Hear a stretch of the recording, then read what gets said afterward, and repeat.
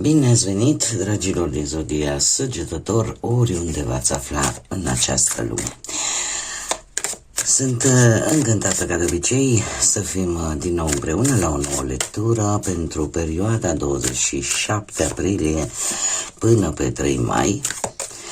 Așa că, dragilor, toți cei care aveți nu doar soarele, ci și luna, Venus sau poate ascendentul în Zodia Săgetător, această lectură este de asemenea și pentru voi. Nu uitați, desigur, este totuși o lectură general colectivă, așa că vă rog să luați decât ceea ce va rezona cu voi. De asemenea, vreau să le mulțumesc din suflet tuturor celor care, ca de fiecare dată, sunteți aici, mă susțineți prin fiecare comentariu, prin fiecare gest de apreciere și fiecare gând bun care vine din partea voastră, așa că mii de mulțumiri. Cum de asemenea pentru cei care poate sunteți pentru prima oară pe acest canal, vă urez bun venit și dacă la finalul acestei lecturi simțiți că ați rezonat sau pur și simplu v-a plăcut maniera în care eu fac lecturile, nu ezitați să vă abonați, în felul acesta nu veți pierde niciuna din lecturile mele și desigur să susțineți acest canal printr-un simplu like,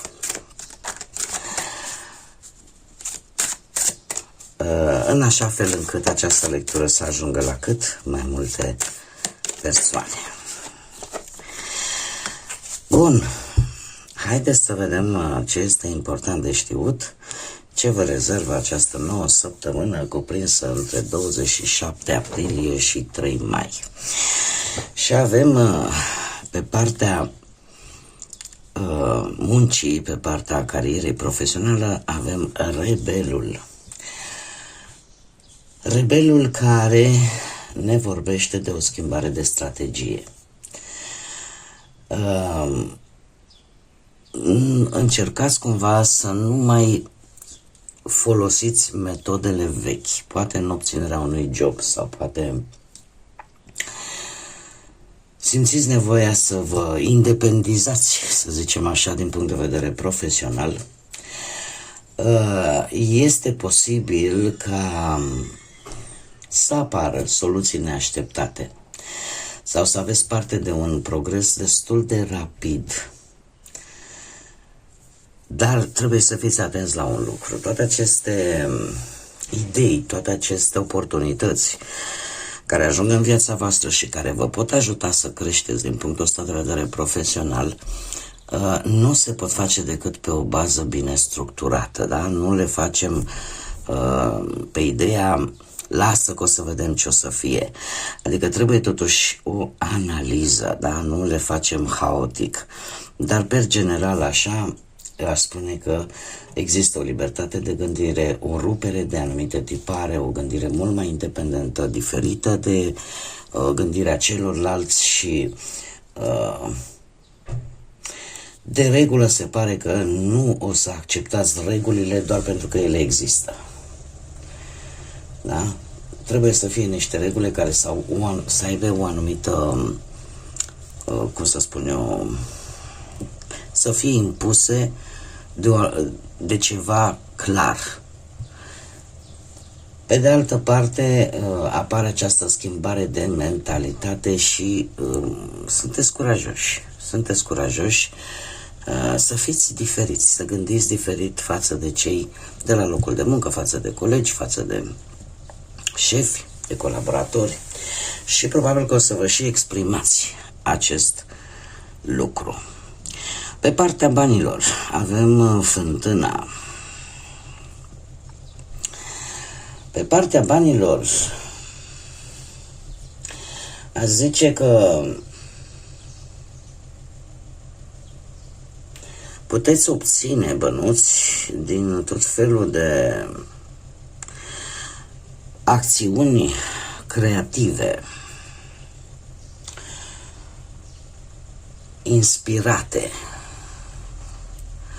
Să aveți așa câte o, cum să zic eu, o idee bruscă care vă poate ajuta să obțineți o anumită sumă de bani. Să știți că pe partea asta a banilor sunt ca nisipurile mișcătoare. Da? Nu există, cel puțin nu în această săptămână, nu există foarte multă stabilitate. Există într-adevăr creativitate, spontaneitate, instinct, dar pe de altă parte posibil să, nu știu, pentru cei cărora le place să iasă în evidență și prin expunerea lor, sau expunerea a ceea ce voi realizați, să puteți câștiga bani. Este vorba mai ales de acele, cum să spun eu, aceia dintre voi care prin prezența voastră, cum sunt, de exemplu, cântăreții, artiștii, în general, să puteți obține o anumită sumă de bani. Cei care joacă pe o scenă, dar, per general, așa,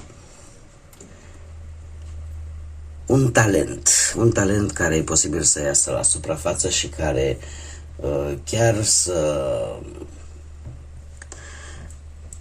să vă aducă și ceva bănuți, care chiar dacă nu sunt pe o perioadă lungă sau sunt sporadici, ca să spunem așa, vă face plăcere, pentru că e posibil să fie o activitate care vouă să vă placă. Și dacă mai ies și bănuți, atunci este bine. Pe partea asta a cuplului, a relației, avem aici niște discuții sincere, niște clarificări, niște mărturisiri, confesiuni pe care le puteți face ori voi către partenerii voștri, ori invers. Cert este că va aduce sau este nevoie de fapt de o clarificare în relația voastră. Aș spune că toate aceste discuții sincere, mature, în primul și în primul rând clarifică sentimentele fiecăruia dintre voi. Probabil că se vor stabili și anumite reguli în relația voastră și va exista o comunicare mult mai responsabilă, fără nervi, fără țipete, fără acuzații, și asta zic eu că este de asemenea un lucru bun. Cei singuri o aveți pe Freia. Trebuie să vă spun un lucru, predomină foarte mult zodia Vărsător. Asta apropo de Freia, avem pe partea profesională Vărsător, avem la cei singuri Vărsători și avem desigur zodia Capricorn, Rac și Leu.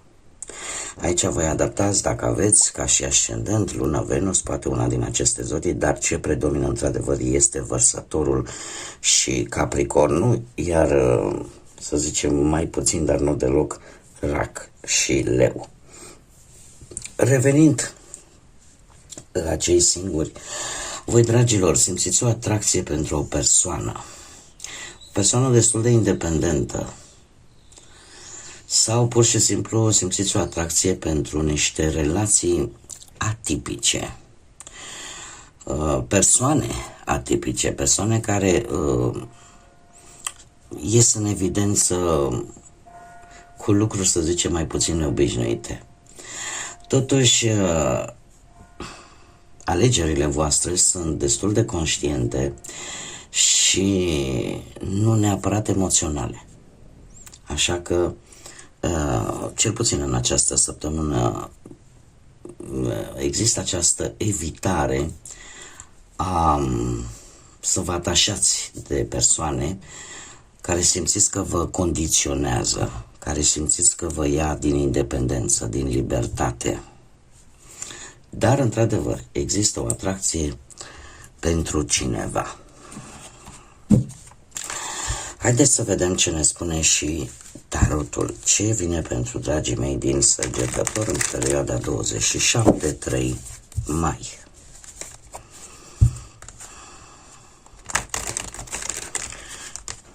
Este, să știți, această săptămână sunt energiile, ca să spunem așa, foarte independente. Energia voastră este una foarte independentă și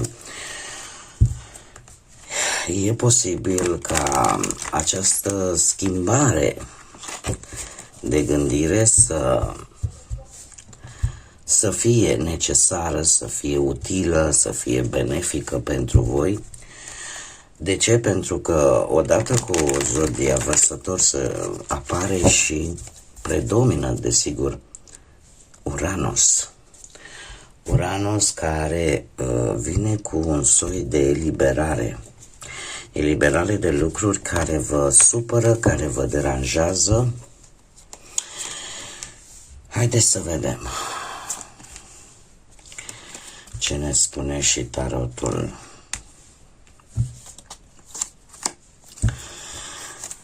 Dragilor, un 3 de monede, se vede într-adevăr, se pare că unii dintre voi, cel puțin, lucrați în echipă. Lucrați în echipă și ideea asta că nu mai îmi convin anumite lucruri, nu mai accept anumite comportamente la locul de muncă. Cu 3-ul ăsta de monede tind să cred că voi vreți să finalizați un anumit proiect în care sunt implicați mai multe persoane sunt implicate. Eu aș spune că totuși încă depindeți de anumite personaje în ceea ce privește cariera voastră profesională. Este un moment bun în care voi să vă împărtășiți ideile, dar în același timp să nu renunțați la niște colaborări pentru a avea un rezultat concret. Este, pe de altă parte,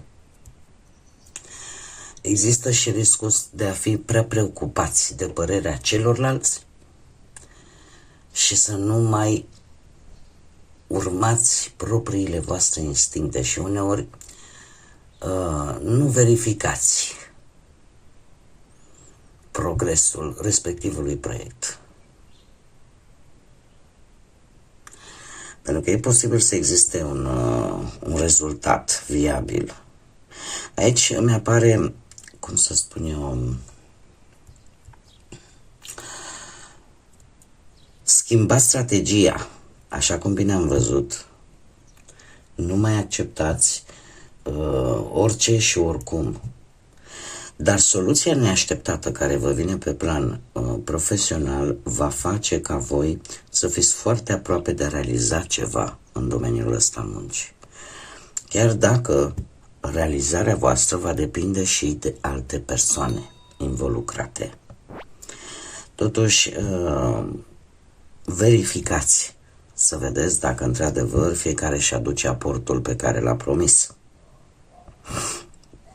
Pe planul ăsta al muncii se preconizează cu 3-ul de monede într-adevăr și un posibil succes referitor la o situație, la o conexiune cu alte persoane, fără de care voi nu ați putea duce la bun sfârșit acest proiect.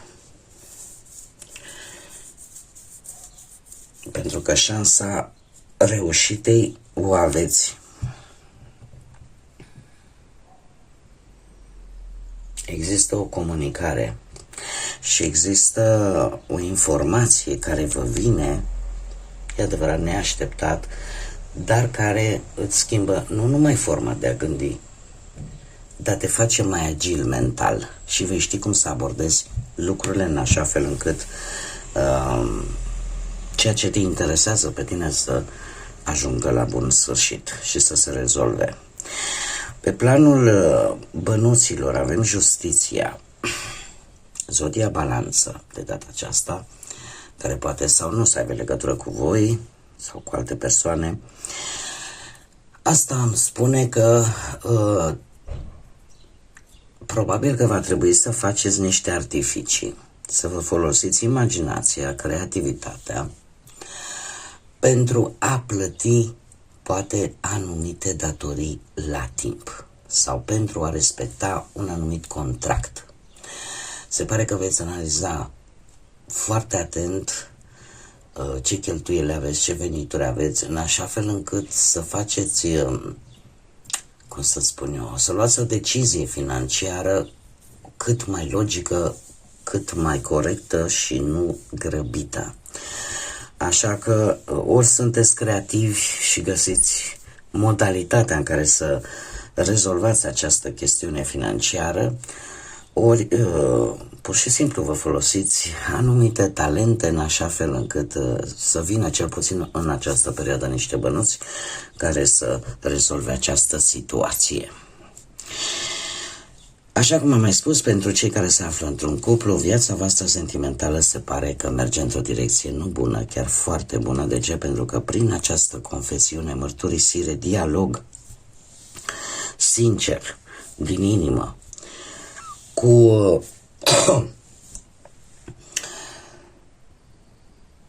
cu clarificare de situații și cu o comunicare responsabilă, nu face altceva decât să vă readucă pe linia de plutire cu acest doi frumos de cupe, reintră relația într-o fază armonioasă în care vă înțelegeți, vă respectați, vă sprijiniți reciproc și chiar să știți că puteți avea parte și de gesturi de afecțiune, de compromisuri echilibrate, dar nu unul va lăsa de la el mai mult și celălalt deloc. Deci lucrurile vor fi echilibrate și toate aceste acțiuni nu vor face altceva decât să consolideze legătura și chiar să simțiți că trebuie celebrată această conexiune. Sau poate chiar aveți de celebrat, nu știu, ziua în care v-ați căsătorit, ziua în care v-ați cunoscut, un eveniment important pentru voi din punct de vedere emoțional. Cei care sunteți singuri, din câte am văzut, este foarte interesant la voi, pentru că voi oricum se pare că nu, chiar dacă aveți o atracție pentru o anumită persoană, această persoană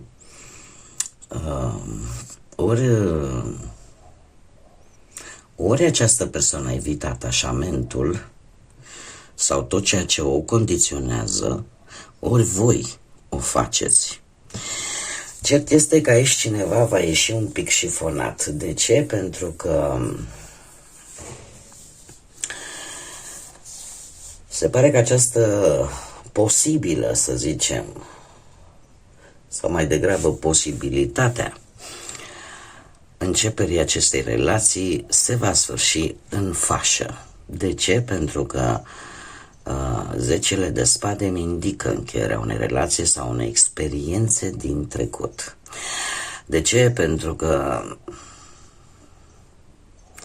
există aici o acțiune care pe voi vă va face, pe unii dintre voi cel puțin, să vă puteți elibera de o relație din trecut. Să realizați, de fapt, cam ce nu funcționează sau ce nu mai funcționează în viața voastră sentimentală. Pentru unii, acest 10 de spade poate simboliza rezistența în acceptarea unui sfârșit. Acum, partea bună este că nu va fi o tristețe, în cazul în care vă regăsiți aici, desigur, nu va fi o tristețe pe termen lung.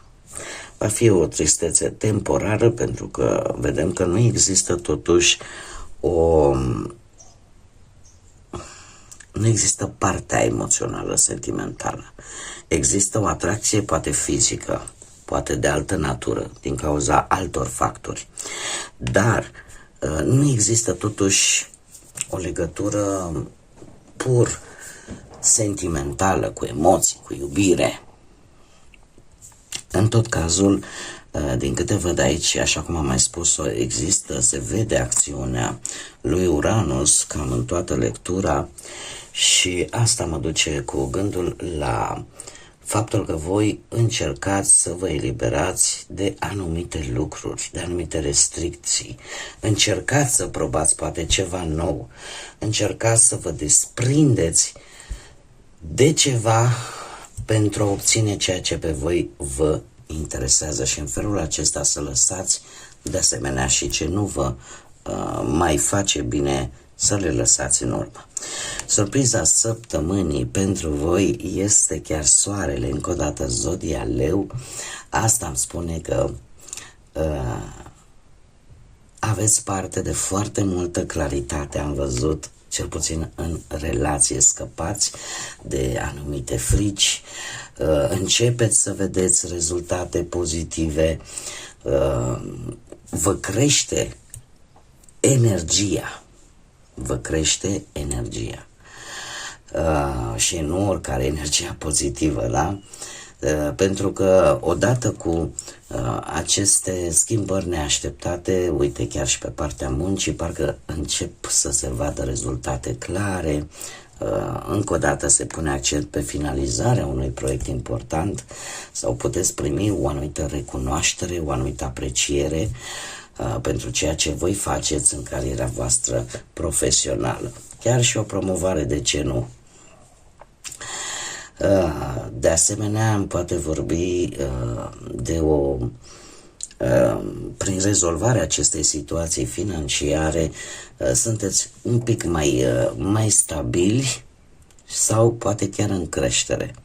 Chiar aveți șansa să obțineți chiar și un venit constant, dar deocamdată este sub formă de bonus, să spunem așa.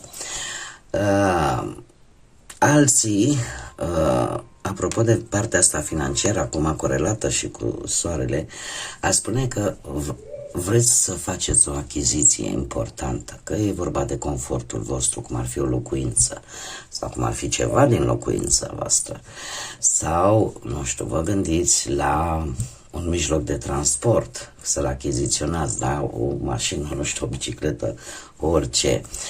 Lucruri utile în general pentru viața voastră, să știți că există posibilitatea ca voi să rezolvați acest lucru. Dar bineînțeles, folosiți-vă imaginația, creativitatea și și ideile până la urmă. Pe de altă parte, așa cum bine am văzut, energia în cuplu este plină de pozitivitate, de încredere, de planuri în comun. Probabil că o să aveți și activități plăcute împreună cu partenerii voștri și chiar aș spune că partenerii voștri chiar se pot bucura sincer de o realizare pe care voi o veți avea în această nouă săptămână. Cum de asemenea pentru cei singuri să știți că nu este ceva care să vă dea așa peste cap. Faptul că nu mai vreți să fiți condiționați, faptul că chiar dacă poate pe undeva pentru voi cel puțin este mai bine să nu vă implicați dintr-o dată emoțional, da? Și mai ales vis-a-vis de acele persoane care simțiți voi că vă încorsetează, care parcă vă închid așa într-un glob de cristal. Lucrul ăsta pe voi, cu soarele aici, probabil că o să vă facă să vă simțiți bine cu voi înșivă. Și chiar să vă ajute să lăsați trecutul în urmă și să fiți mai deschiși către persoane noi, care sunt mai optimiste, mai sincere și către nou, în general, să fiți deschiși către nou. Haideți să vedem acum și care este mesajul important pentru voi, dragilor din Săgetător, în perioada 27 aprilie 3 mai.